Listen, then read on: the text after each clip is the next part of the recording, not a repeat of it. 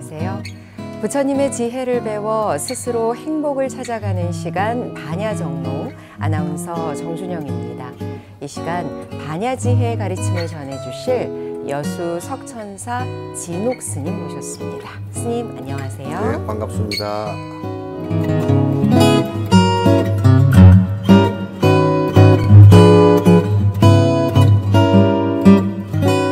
법성계 가운데 오늘 공부할 부분 우보익생 만허공인데요. 우보부터 스님 말씀을 해주세요. 우보 그거는 이제 비유거든요. 비유인데 법을 비에다 비유했어요. 그러니까 또 이제 보는 법의 보자 아닙니까? 네. 근데 법의 보자는 그 법 자체가 아주 귀중하고 소중하다는 뜻이죠. 그래서 우리 성단 내에서는 가장 소중한 그 보배로 치는 것이 스승과 법이에요. 그러니까 삼보 그러죠. 네. 삼보도 따져놓고 보면 가장 본 스승, 근본 스승인 서가모니 부처님, 그 다음에 그분이 가르치신 법, 그 법을 따르는 제자, 그래서 불법성 그러거든요. 그 삼보죠. 그 가운데서도 금강경 얘기처럼 부처도 개종 차경출이라 이 말씀에 의해서 나온 분이다 그런 얘기예요. 개종 차경출이라. 그래서 이 말씀에 의해서 나왔다는 것은 법이거든요. 그래서 법이 가장 소중하기 때문에 법의 보자를 썼어요. 삼보 하듯이 법의 보자를 썼는데 우보 그렇게 얘기하면 그 법의 비가 가장 소중한 보배다 그런 뜻으로 이제 말씀을 하신 것이거든요. 그러니까 이제 그 참 비유가 굉장히 적절해요. 비라는 것이 공중에서 내릴 때 골고루 이렇게 뿌리잖아요, 그죠? 그렇죠. 골고루 뿌린단 말이죠. 골고루 뿌리니까 그 법도 부처님께서 어느 중생에게는 나하고 인연이 있으니까 더 말씀해 주시고 어느 중생에게는 덜 얘기하고 그런 게 하나도 없어요. 하늘에서 내리는 비처럼 골고루 뿌려 주시는 것이거든요. 그래서 이제 그 법을 갖다가 법을 비에다 비유를 해서 말씀하신 것이 이제 우보예요. 네. 요걸 갖다 직역을 하면 보배스러운 법 그런 뜻이에요. 보배스러운 법. 아주 소중한 법이란 뜻이죠. 아주 소중한 법이란 뜻이니까. 근데 이제 우리가 이런 것을 생각할 때 번뇌로부터 벗어나서 해탈하는 방식이라는 것은 그 법밖에 없어요. 법 외에는 없단 말이죠. 그래서 법은 해탈하는 공식이고 해탈의 길이에요. 그래서 가장 소중하죠. 불교에서 가장 소중하게 여기는 것이 이제 니르바나 번뇌가 다하는 길이니까. 네. 그러니까 그 번뇌가 다하는 방법론을 제일 소중하게 사실은 여기는 거죠. 그래서 불교는 기복적이지도 않고 불교는 의타적이지도 않고 그 법을 따라서 내가 수행하는 것이라는 것을 갖다 이제 우리가 알 수가 있죠. 네. 예. 그러니까 비라고 표현되어 있지만 법이니까 법비라고 할 수 있겠네요. 아주 그럼요. 보배로운 법의 비. 그런데 그 뭐 의역을 비유를 갖다 나는 꼭 직역을 할 필요는 없다고 생각을 해요. 그래서 안에 그 핵심적인 그 뜻만 의역을 하면 굉장히 중요하다고 생각해서 마치 비처럼 골고루 내려주시는 법의 보배, 아주 소중한 법 이렇게 풀면 훨씬 더 쉽게 우리가 이해할 수 있을 것 같아요. 네. 그래서 감로법문이라는 표현도 쓰는군요, 스님. 감로라는 것이 이제 그것도 감로가 뭐냐면요. 사막에 그 풀이 뭐 몇 개 있는 이런 데서 아침에 일어났을 때 풀 끝에 맺혀 있는 이슬, 그 물이 굉장히 귀중한 곳이잖아요. 네. 그 이슬을 이렇게 받아서 물을 한 잔 만드는 그걸 감노라 그런답니다. 그 얼마나 목마를 때 그 참 진짜 맛있는 물이에요. 단물이죠. 네, 네. 그걸 갖다 이제 설탕을 넣어서 단물이 아니라 그 자체를 단물이라 그래요. 그래서 이제 그 우리 번뇌를 벗어날 수 있는 소중한 법은 그 단 이슬과 같다. 그래서 사막에서 풀 끝에 맺히는 단 이슬과 같다. 그래서 감노 그렇게 얘기해요. 감노수, 감노. 그것도 법의 비유죠. 네. 그렇게 소중한 우리가 살아가는 데 있어서 꼭 필요한 게 물이잖아요. 결국 비가 내려서 땅을 촉촉하게 해줌으로써 이 대지가 살아갈 수 있는 거니까요. 그렇죠. 요즘에 이제 그 이제 대류 순환인데 우리 몸에도 68%인가 얼마가 물이잖아요. 물이고 이 지구에도 거의 3분의 2가 바다고 그것보다 훨씬 많은 양의 지하수가 잡혀있는 물이거든요. 그러니까 인간 생명에 있어서 물은 사실은 가장 소중한 존재이고 그와 마찬가지로 인간의 진짜배기 삶을 갖다가 깨어나서 살려고 하면 물처럼 소중한 법이어야 된다고 말이죠. 네. 그래서 비유를 할 때 주로 물에다 많이 부처님께서 법을 비유를 갖다 많이 하셨어요. 네. 우보, 그러니까 불법승 3보 가운데 법보라는 뜻이잖아요. 그렇죠. 네. 가장 기본이 되고 또 핵심이 되는 그런 내용이라고 할 수 있겠는데 그 다음 구절은 익생입니다. 중생을 이롭게 한다는 거네요. 익생이라는 것은 말 그대로 이제 중생을 이롭게 한다라는 뜻이잖아요. 중생에게 무엇이 이로울 것 같습니까? 중생으로부터 벗어나는 법이 가장 이로운 것이죠. 네, 그러니까 지금의 이 고통에서 벗어나게 하는. 그러니까 중생이라는 네. 것은 어쨌든 생사를 반복하고 고통 속에 있을 수밖에 없는 삶이 중생의 삶이고, 그러니까 그걸 중생의 삶이라는 것은 계속 육도윤회를 하는 것이란 말이죠. 네. 육도윤회를 한다는 것은 지옥에서도 태어났다 죽고 태어났다 죽고를 반복하고, 모든 윤회한다라는 것은 생사가 있다는 뜻이죠. 그러니까 그 중생이 생사를 멎게 해주는 것이 중생을 갖다 이익되게 하는 것이다. 해탈게 해주는 것이다.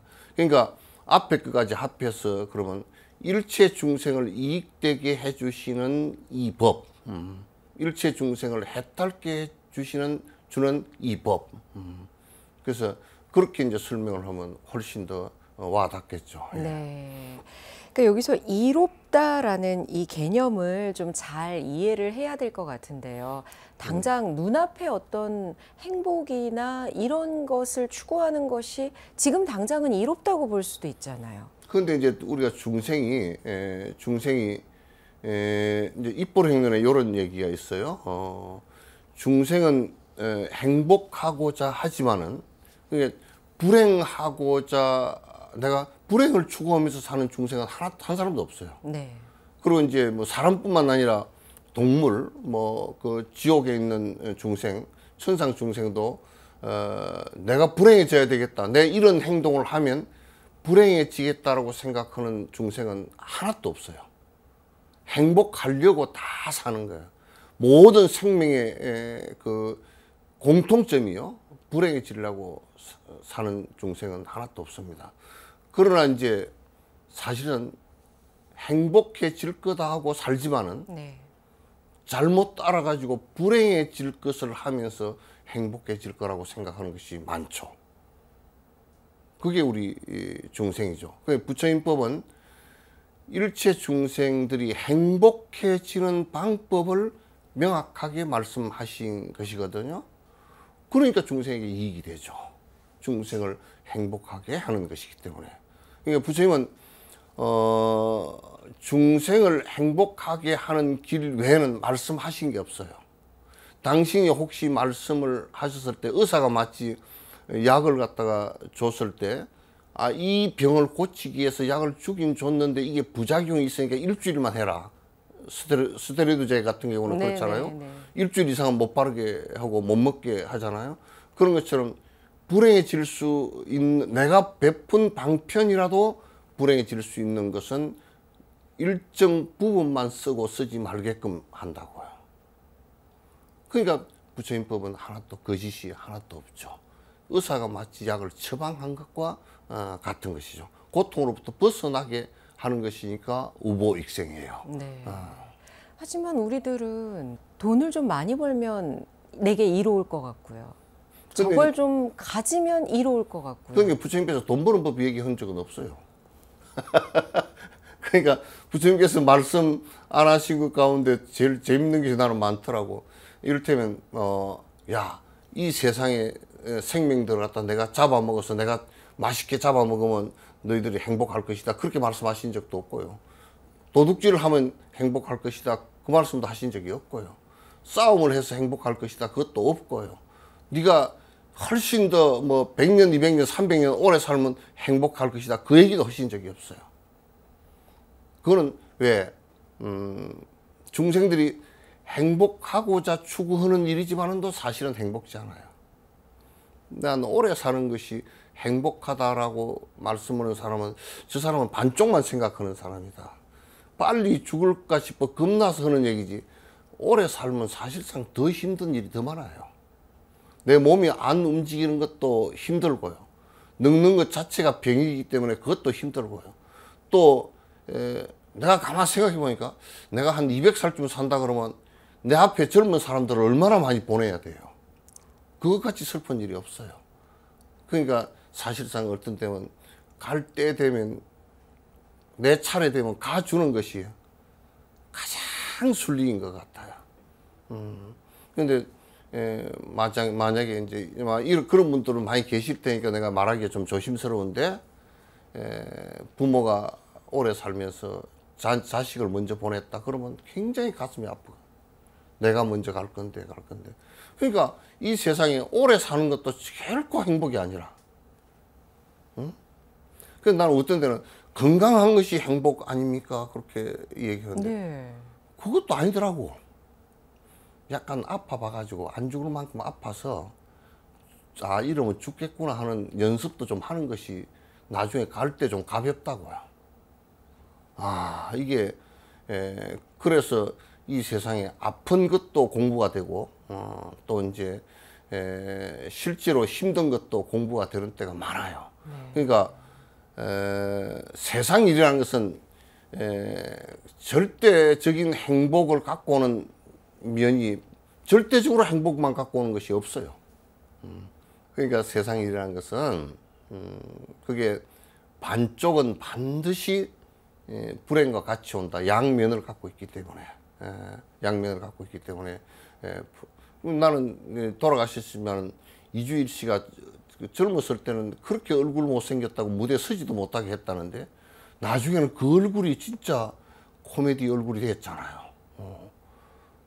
그러니까 못생겼다는 사람들도 그건 사람들이 보는 기준이지 그건 절대적으로 불행을 갖고 오는 것은 아니에요. 네. 아니기 때문에 그것도 자신감 가져도 아무 상관없어요.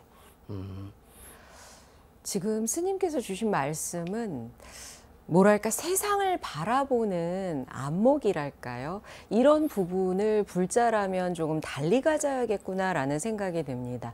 행복하다는 것, 이롭다는 것, 과연 그것의 진정한 의미가 무엇인지를 다시 한번 생각을 하게 되거든요. 그러니까 이제 그런 상대적인 것들을 가지고 행복을 추구하는 것은 반드시 실패를 한다는 것이 이제 돼 있어요. 내가 돈을 많이 버는 것으로서 행복을 갖다 추구한다 그러면 반드시 부도라는 것이 있고 돈 많이 번 것 때문에 많은 자녀들을 키우는 문제에서부터 부작용이 또 따라오게 돼 있어요. 그렇기 때문에 이 세상에 돈을 많이 번다, 권력을 많이 갖고 있다 이런 것이 뒤에 자녀들 그 밑에 후세 또는 자기 자신에게 미래에 행복을 100% 갖다 주는 것은 거의 없습니다. 우보익생까지 봤고요. 네. 그 다음 구절이 만허공입니다. 허공에 가득하다. 네. 허공에 가득하다 그것도 비유죠. 이 세상 모든 것은 우리가 내가 깨어 있으면 바람 부는 것도 법이 되고, 바람이 불어서 내 살갗을 스치는 것도 법이 되고, 누가 강아지가 멍멍하고 짖는 것도 법이 되고, 가을에 지금 가을 되잖아요. 저 설악산에 단풍이 들어서 아주 행경색색이 되면서 쭉 떨어지고 다시 겨울을 맞이하기 위해서 가는 그 모습도 법이 되고, 사람이 태어나서 늙어가는 이 모습도 법이 되고, 또 사람이 돌아가시는 모습을 보고서도 그게 법이 되고. 그러나 우리는 이제 아가 깊기 때문에 그런 것이 전부 다 고통으로 와서 다가오거나 또는 슬픔으로 와서 다가오거나 이렇게 되지만은도, 아가 사라져서 마음이 평정 상태가 되는 것은 지금 일상생활 가운데서 법이 안 되는 것이 없죠. 그래서 보살 십지에 이런 십지 보살들은 그걸 법운지라 그러는데, 법이 구름처럼 많이 솟아난다고 말이죠. 모든 것을 볼 때는 다 보고 듣는 것이 법이 안 되는 것이 없다고. 왜? 자기가 없으니까. 네. 일체 중생을 위하니까. 내가 떡 하나를 지더라도 아이고 배고픈 사람을 줘야 되겠구나. 내 욕심이 없으니까. 또 줄 사람이 아무도 없으면 글쎄 내가 이걸 갖다 먹어서 좋은 에너지를 내서 좋은 사람에게 많은 좋은 말을 해주고 좋은 행동을 보여줘야 되겠구나. 떡 한 조각 보고도 법이 되고요. 네. 응? 그러죠. 옛날에 뭐 덕산 스님이 어디 저 뭐 수상원에 갈 때도 그랬다 그러잖아요. 그래서 그 밑에 갔는데 노파가 덕산 스님이 아유 내가 배가 고프니 좀 밥을 그 사람들은 떡이 뭐냐 만두 그런 걸 거예요. 네네. 떡을 좀 주라 그러니까 그때 이제 그 노파가 하시는 말씀이, 건강경의 대가이시니까 과거 신불 가득 현재 신불 가득 미래 신불 가득 그렇게 건강에 얘기를 해놨는데, 시간이라는 것은 아무 자성이 없음을 얘기해놨는데 그때는 어느 시간대 점심하리요 마음을 찌그리요. 네. 그럴 때도 사실은 그 덕산 스님이 법에 들어 있었으면 대답이 옳게 나온단 말이야. 어르신 제가 지금 배가 고픕니다. 그렇게만 해도 된단 말이야. 네. 뭔가 특별한 대답이 아니라. 특별한 대답이 있을 게 없지. 네. 오히려 아가 있어가지고 그럼 어느 시간대 점심을 먹어야 될까 이 생각을 하면 벌써 틀린 얘기지. 있는 그대로 사실을 갖다 얘기하면 되지. 그래서 실제로 법이라는 것은 절에 장소적으로 절에 있거나 경전 속에 들어 있거나 또는 무슨 뭐 특별한 어떤 장소에 있거나 특별한 시간대에 있는 것이 아니고요. 사실상 깨어 있는 사람은 두두물물이라 그러죠. 모든 현상과 모든 시간대에 그게 전부 다 법이라는 뜻이에요. 네. 일체 그러니까 우리는 법이 왜 안 되느냐면 나라는 에어리어를 쳐놔놓고 고집을 하기 때문에 내 아집으로 된 생각밖에 없지 일체와 소통하는 법이 있지 않죠. 모든 것과 하나가 되어 있는 법이 되어 있지 않죠. 그 일체 중생을 갖다 이롭게 하는 것은 그 법이라야 가능해요. 우리가 이를테면 누구를 갖다가 중생을 구제하겠다 그랬을 때는 내가 생각할 때 불교 믿는 사람만 구제하겠다 그러면 꽝이지 그건. 불교 믿는 사람만 구제한다 그러면 일체 평등심이 없잖아요. 네. 그러면 만허공이 안 돼. 허공 속에 가득하잖아. 모든 중생이면 저 지옥에 있는 중생부터 천상에 있는 중생, 모든 중생을 다 그건 평등심이죠. 그래야 법이 되죠. 그래 모든 중생을 하니까 그 불교 얘기는 무슨 모든 중생 얘기가 많이 나오잖아요. 그게 만허공이에요. 우리가 이렇게 표현하죠. 뭐 꽃 한 송이, 뭐 나무 잎새 하나, 또 우리가 보는 하늘, 이 모든 것이 다 법이라는 말씀이시잖아요, 지금. 모든 것이 법인데 그게 이제 법이 되는 이유가 네. 실제로는 우리가 법석에 처음 올 때 법성 원흉 무이상 그랬잖아요. 네. 그 존재하는 방식의 그 본질적인 부분은 자성이 없다 그 얘기인데 실제로 그런데 우리는 아가 있어가지고 그렇게 안 보인단 말이야. 아를 고집해서 그게 안 보이니까 이제 그렇게 안 들리고 그렇게 안 보이니까. 그래서 한용우 스님이 님의 침묵을 얘기할 때 님은 갔습니다 그런다고. 이미 갔대. 왜? 아 때문에. 단풍나무 잎새 사이로 갔습니다. 그 시각. 내가 보낸 것은 님은 내가 보내지 않았습니다. 그럼 한용우 스님 님의 침묵 같은 경우는 나는 그거는 님이 간 것이 내가 아가 있으면 님은 그냥 가죠. 그건 사실, 진실, 법 이런 얘기거든.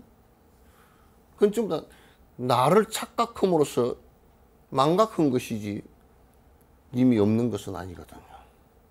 그 시가 아집에 대한 시였군요. 그럼요. 진실이 드러나는 것은 그건 시라는 것은 이제 다이어적인 것이 있죠. 네네네. 뭐 그 사람은 나라라고 해도 되고 네. 비로자나라 그래도 되고 진실이라 그래도 되고 뭐 그런 거지. 그렇지만은 한용우 스님은 그런 걸 전부 다 통과를 해서 자기 수준에서 보겠지만은 님이라고 표현을 갖다가 했단 말이죠. 네. 그리고 이제 독립운동하는 사람은 그걸 님을 갖다 나라로 봤지. 네네. 나라로 봤지. 그러나 이제 우리가 바라볼 때는 중생의 고집 때문에 사실 진실된 모습을 갖다 볼 수 있는 눈이 멀어져 버렸다 그 말이지. 멀어져 버렸다. 실제로는 깨침 속에 법이라는 것은 따로 존재하는 거 아니에요. 어느 곳에나 존재하고 어느 곳이나 사실인데 지금 우리가 전부 다 내 고집 속에만 빠지고 내 욕심 속에만 빠져 있으니까 그 자체를 갖다 전부 다 나화시켜서 보기 시작하죠. 그렇게 되면 그는 진실을 못 보죠. 우리 중생은 전부 다 그렇게 되어 있어요. 그렇게 되어 있으니까 그건 사실에 접근하는 것이 굉장히 어렵게 되어 있지. 네. 사람은. 지금 우보, 익생, 만허공 공부하고 있는데요. 스님 말씀을 들으니까 이롭다는 것, 그리고 법이라는 것, 우리가 어떻게 바라봐야 되는지를 다시 한번 생각하게 되거든요. 그러니까, 특히나, 봐보시오. 나를 이롭게 하는, 진정으로 나를 이롭게 하는 게 뭔지 한번 꼭 봐보란 말이에요. 왜냐하면, 실제로 내가 내한테 이롭다라고 생각한 것은 거의 내 욕심이야. 그러나 그것은 마침내 고통을 불러올 것이란 말이에요. 예. 그래서 내가 법회할 때나 전부 자꾸 반복하는 것이 절대 수행하는 것과 부처님 법을 갖다가 생활하는 모든 것에서 제일 우선시해라. 네. 티베트 저쪽은 가서 이렇게 보니까 난민으로 왔잖아요. 제일 먼저 그냥 자기 거주할 텐트를 하나 치고요. 초기에 그랬답니다. 제일 먼저 법당부터 짓는 거예요. 내 수행할 것부터. 그냥 양푼에 밥 먹고서 잡밥 먹고서 수행할 곳을 부처님 모실 곳을 제일 먼저 하고서 내가 정진을 해나겠다. 먹는 거 이런 것은 두 번째 문제라. 그래서 그건 무엇 때문에 그러냐면 나의 행복을 담보할 수 있는, 정신적 행복을 담보할 수 있는 결정적인 것이 법이기 때문에, 법과 서성이기 때문에 그 법과 서성을 갖다 가장 우선시해서 복구를 하고, 그 다음에 먹는 것은 조금 데미지를 입어도 괜찮다는 얘기예요. 네. 이제 중생이란 말은 여러분이 잘 아실 거고, 숙이 자기가 갖고 있는 그릇 따라 그 소리거든. 네. 그러니까 비가 내리는데 장종기 하나 하고, 뚝배기 하나 하고, 다라 하나 하고, 예. 가마솥 없나요? 가마솥 요렇게 해놔놓으면, 장종지는 하루 종일 받아도 장종지 물 하나밖에 안 거예요.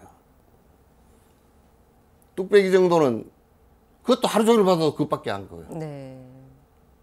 예. 그러나 우리가 이제 큰 바다를 한번 생각해 놓고, 바다를 생각하면, 바다는 태평양 같은 게 얼마나 넓습니까? 그죠? 넓은데, 거기에 그 바다 물이 가득 차도록 받는단 말이죠. 그건 뭐냐면, 모든 실개천과 강의 물을 다 받아들였기 때문에 그렇게 되는 거예요. 그리고 그 다음에 굉장히 깊기 때문에 그렇게 되는 거예요. 깊기 때문에. 그래서 모든 물을 짠물, 무슨 물, 맹물 다 받아들이고, 구조물도 받아들이고 다 받아들였잖아요. 그리고 정화할 능력을 갖고 있단 말이죠. 그런 것처럼, 하늘에서 비가 내릴 때는 그릇 따라서 전부 다 받듯이, 그 다음에 우리 중생도 이 허공 속에 가득한 모든 법의 비를 받아들일 때 자기 좁은 속엔 따라서 받아들이는 거예요. 네. 내가 조금 넓으면 조금 넓게 받아들이고. 그 무학 스님하고 이성계하고 얘기 잘 했다 그러잖아요. 그 개국 잔치야. 그래서 요즘 같으면 야자 타임을 하자 그랬던 모양이야. 왕이 먼저 제안을 했어. 네. 좀 딱딱하니까 왕이 이성계가 이성계가 원래 여진 쪽이라 그러더라고. 그 이제 왕사라고 무학생 모셨으니까, 그러니까 대사 우리 오늘 야자 타임 좀 합시다 그래. 서로 맨날 말 높이기가 좀 그러니까 오늘은 그냥 반말 합시다 그래가지고, 그러니까 이제 내가 먼저 하겠어 왕이 했어. 그 모학생이 좀 나처럼 뚱뚱했던가 봐. 그러니까 스님은 돼지 같소 이제. 그러니까 그 대신들이 얼굴이 좀 노래졌을 거 아니야. 그게 모학생이면 대답하시기를, 아이고 참 그 왕께서는 부처님 같으십니다. 그러니까 아니 말도 놓기로 했고 서로 좀 디스하기로 했는데 부처님 같다 그러니까, 아이 그렇게 하면 내가 민망해지고 내가 돼지 같다 그랬는데, 아이 끝까지 말을 들어보시고 하십시오. 그 들어보니까, 그러니까 돼지 눈에는 돼지만 보이고, 부처님 눈에는 부처님 보입니다. 그래 모학스님이 부처가 되고 이성계가 이제 돼지가 됐듯이, 이 세상 모든 것은 사실 실상 그대로 존재하는 것인데, 돼지 눈으로 보면 돼지만 보이고, 네. 내가 욕심의 눈으로 바라보면 세상이 전부 다 욕망의 눈으로 바라보고 그렇게 보인단 말이죠. 그래서 내가 그렇게 보이는 현상을 보고서 내 업이 지금 이렇게 됐구나 하는 것을 갖다 스스로 반성하지 않으면 문제가 심각해진다. 그래서 중생수기덕이 자기의 그렇다 이제 우리말 그 불교 얘기하면 선건인데, 네네. 자기 선건 공덕대로 밖에 못 받아들여요. 그러니까 이 세상에 그 수행할 때 자량 수행이라고 하는 거 있잖아요. 이제 육바라밀도 보시 지계 인욕 정지는 자량이거든. 사마타 비파사나는 이제 본수행이고, 자량 수행을 하는 것은 그런 넓히기예요. 제가 지금 여쭤보려고 그랬어요. 네. 그러니까 근기라고도 표현하고 이제 여기선 그릇이라고 했습니다만, 지금 스님께서는 선근공덕이라고도 말씀하셨는데, 그러면 내가 갖고 태어난 게 혹은 지금 가진 게 작다 하더라도 이걸 좀 키우고 넓힐 수 있는 방법이 있습니까? 라고 여쭤보려고 그게 그랬어요. 수행이지. 그게 이제 마음이 우선 돼야 되죠. 옛날에 조선시대 때 어떤 술 많이 먹는 대신이 하나 있었는데, 그 사람은 술을 먹고서 외교 문서를 갖다 잘 쓴다며요. 그 술을 한 잔 해야 그 글이 잘 나와. 네. 그래가지고 맨날 그 양반은 어전 회의할 때 엎드려서 그냥 자. 네.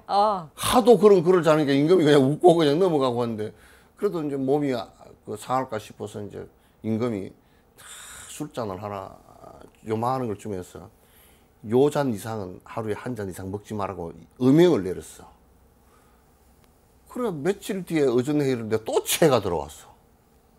그러니까 어째 한 잔 먹었는데 무슨 술을 이거 한 잔 먹고 체했냐 그랬더니 전하 저는 절대 한 잔밖에 안 먹었습니다.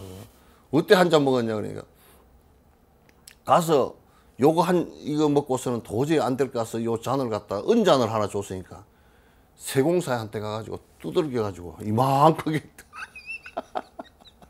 넓혀가지고 그걸로 한 잔을 갖다가 그냥 먹으니까 취해지 또. 그냥 술 먹는 사람도 그릇을 넓히려고 애를 쓰는데. 그렇잖아요. 하물며, 네. 술 먹는 사람도 그릇을 넓히라고 해서 도 닦는 사람이 작은 그릇을 갖고서 그걸 가지고 용납하지 말라고. 작은 그릇은 우선 박복해서 남에게 베풀 줄도 모르면서 도 닦는다고 그런 소리 하지 말고 계율도 안 지키고 담배 피우고 술 먹고 온통 나쁜 짓 다 하고 돌아다니면서 도 닦는다고 그런 소리 하지 말고 또 남에 대한 배려 하나도 없으면 자비심 하나도 없으면서 도 닦는다고 그런 사람은 도를 닦으면 진짜 그 도가 닦이겠어요 이게? 안 닦인단 말이야. 그러니까 사실상 내 자량 공덕을 쌓는다는 것은 승근의 그릇을 갖다 키운다는 뜻이거든. 법을 받아들일 수 있는 역량을 그만큼 키운다. 만약에 믿음의 그릇이 작다 그러면 스승을 믿겠어요? 의심이 깊으면 깊을수록 법으로 못 들어가요. 네. 우리가 비판을 하는 것하고 달라요. 돌다리를 두드려보는 것은 건너기 위해서 하는 건데 돌다리를 아예 부시기 위해서 하는 것은 아니라고요. 따라서 중생 수기 덕이라는 것은 중생은 부처님께서 말씀해 놓으신 법이라는 것은 중생의 근기에 따라서 덕이익이야. 중생 수행하는데 도움이 다 된다고 말이죠. 그러니까 이제 요 얘기를 하면서 내가 이제 꼭 하나 말씀드리고 싶은 것은 네.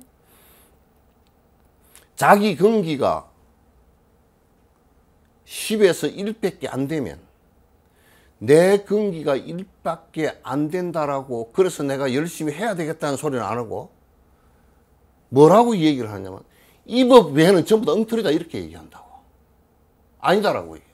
이거 부처님 설명도 아니고 뭐 뒤에 사람이 갖다 붙인 거고 지 그 받아들일 수 있는 그릇이 그밖에 안 되면서. 그러니까 요 얘기는 내가 비유를 한다 그러면 작은 장종지로서 물을 받아놓고서 드럼통에 물 한 통 빠진 것은 그건 물 아니다 이렇게 얘기하는 거랑 똑같단 말이야. 네. 그래서 이 법은 무한대로 열려 있다라는 거. 그리고 무한대로 열려서 무한대로 도인될 수 있게 다 내가 근기가 크면 크게 받아들일 수 있고 적으면 적게밖에 받아들일 수밖에 없는 건데 내가 항상 적다라고 생각을 해주면 좋겠다. 네. 스님 말씀을 들으니까요. 근기는 원력이구나라는 생각도 듭니다. 원력도 그게 포함되고. 네. 그러니까 내가 무언가 발심을 하고 더 공부해야겠다라는 마음을 내야 결국은 내 근기도 조금씩이라도 넓혀갈 수 있고. 그럼요. 네.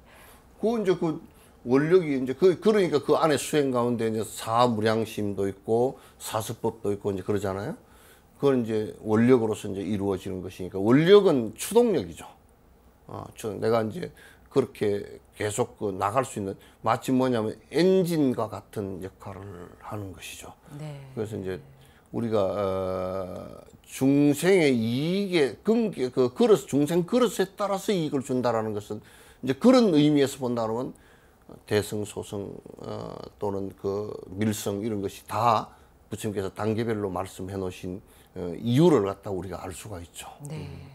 그리고 또 하나 스님들께서 법문하실 때 늘 비워야 한다. 그래야 담을 수 있다라고 말씀을 하시잖아요. 이 그릇의 비유를 하시면서 그 부분은 좀 어떻게 받아들여야 할까요? 이제 비워야 될 게 있고 비우는 것은 뭐냐면 제일 핵심적으로 비워야 될 것은 아거든요. 네. 우리가 이제 이런 방이 있다 그러면 방 안에 있는 물건을 드러내야 비워지는 거 아니에요. 방을 없애면 비우는 게 아니에요. 그래서 여기에 무슨 새로운 것을 담으려 그러면 그것도 비우듯이 네. 제일 먼저 비워야 되는 것은 욕심이고 아집이죠. 거기서 공덕으로 채워야 될 것은 육바라밀 수행을 통한 공덕을 채우는 것이 이제 네. 되겠죠. 그리고 이제 마지막에 모든 것을 비웠을 때 진짜 드러난 빈 상태의 그 법이 그대로 이제 드러나는 것이죠. 그렇게 되어야 이제 우리가 수행을 한다라고 얘기할 수 있습니다. 네. 그럼 오늘 배운 두 구절을 다시 한번 짚어봐야 할 것 같은데요. 두 구절은 사실 같이 이해해야 하지 않나 싶습니다. 네. 육조 스님도 그 얘기를 했어요. 저 하늘에서 비가 오건데 저 비가 똑같이 내리더라도 어떤 것은 비를 그대로 받았으면서 풀이 되어 있고 작은 풀이 되어 있고 어떤 것은 큰 나무가 되어 있고 어떤 것은 중간 풀이 되어 있고 그렇지 않느냐. 똑같이 비를 내리지만은도 거기에 어떤 것은 아주 작은 풀이 될 수밖에 없고 어떤 것은 아주 또 얕은 나무가 될 수밖에 없고 어떤 것은 큰 나무가 되어서 모든 생명들이 골고루 자기 근기에 따라서 받아들이는 것과 같다. 그 비유를 갖다 육조 스님이 육조 단경에서도 말씀을 갖다 해놨다고요. 네. 그러니까 우리가 이제 중생의 근기에 따라서 자기가 법을 갖다가 받아들인데 그 법은 허공에 가득해 있다는 얘기는 이 우주 가운데 법 아닌 것이 하나도 없다 그 말이죠. 자기 욕심만 빼고 나면 다 법이다 그 말이죠. 그럼 오늘 해주신 말씀의 핵심은 결국 욕심, 그러니까 나라는 것을 내려놓고, 그러니까 아집을 버려야 내 근기도 넓힐 수 있고, 그리고 또 법도 받아들일 수 있다. 저는 이렇게 생각이 되네요. 결국은 그 그릇을 넓힌다는 것은 안을 비우는 것이기도 하고, 비워야 넓어지는 거니까. 네. 비우지 않고서는 자기 욕심 비우지 않고서는 절대 안 넓어져요. 그래서 욕심이 강한 사람일수록 화도 잘 내고요. 욕심이 강한 사람일수록 불안하기도 하고요. 욕심이 강한 사람일수록 아주 나쁜 짓도 많이 하고 그렇게 되게 돼 있어요. 그건 놓으면 자연스럽게 나오면 그거는 뭐 아주 편안하게 되는 것들이죠. 그리고 있는 그대로 보게 되고. 네. 스님 오늘 말씀 가운데 아집을 버려야 한다는 그 말씀 다시 한번 새기면서 법성계에 함께 독송하도록 하겠습니다. 네.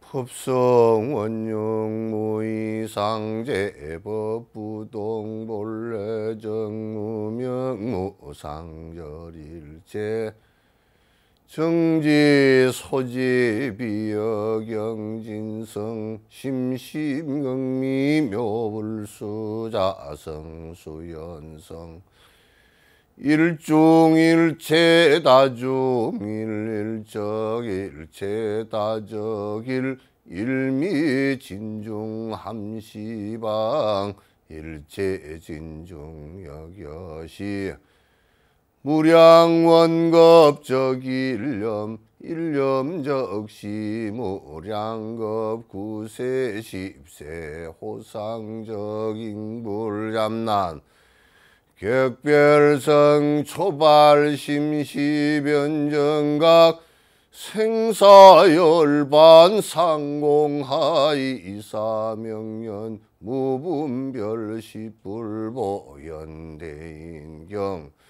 능인해인 삼매중 펀출려이 무사이 우보익생만허공 중생수기덕익시고 행자환본제 파식망상 필부덕 무연선교 차겨이 기가 수분덕자량이다라니 무진보 장엄법계 실보전 궁자실제 중도상 구례부도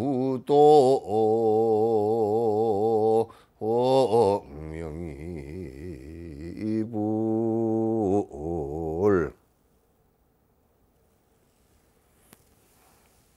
반야정로 오늘 이 시간에는 우보익생 만허공 중생수기 득이익 이렇게 두 구절을 살펴봤습니다. 마음의 그릇을 비우고 키워서 부처님의 법비를 담아야 한다는 스님의 말씀 가슴에 새기면서 이 시간 인사드리겠습니다. 지금까지 여수석천사 진옥 스님과 함께 말씀 나눴습니다. 스님 감사합니다. 네, 감사합니다.